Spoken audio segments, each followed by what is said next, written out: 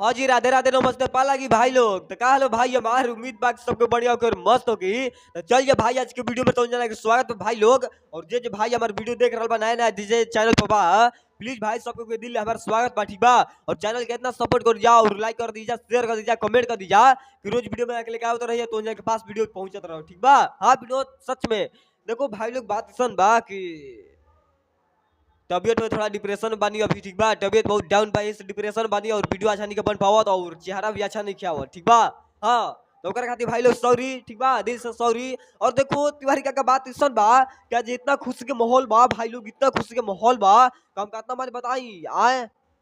तिवारी काका, देखो बात इस तरह तबियत बहुत खराब बा, यही से वीडियो अच्छा नहीं के बन पावा, तो कर सॉरी भाई लोग, ठीक बा, माफ कर दे। जैसे ही ठीक हो जाए भाई लोग तो हल्का इतना मची और गर्दा इतना कबर रहा, इतना गर्दा कबरी कि आप लोग हैरान हो जाएगा विनोद। हाँ देखो बात इस तरह बात खिसात में कितना बड़ा खुशखबरी आई बा।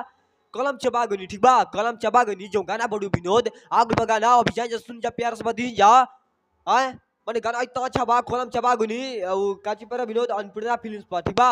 हाँ, अन्नपूर्णा फिल्म्स पर मतलब गाना आइल विनोद। और अखिलेश कश्यप बाबा के चैनल है और अखिलेश कश्यप बाबा गाना लिखले बड़न और डिम्पल सिंह ने काम करले बड़ी और कलम चबा गनी आए।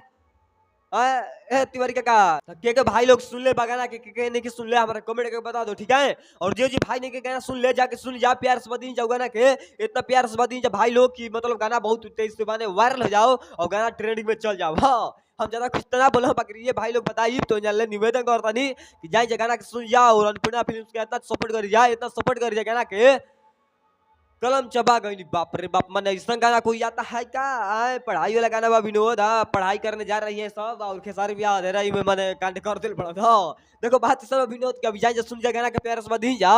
बाकी हम ज्यादा कुछ ना बोलो, बाकी चल नहीं मिला फिर नेक्स्ट वीडियो में और लेकर हम कुछ अलग में। और वीडियो कैसा लगा कमेंट करके बता दिया जा। और वीडियो हमारा तो सब अच्छा लगे तो जना के लाइक कर दिया जा, शेयर कर दिया जा, कमेंट कर दिया जा, ठीक बा।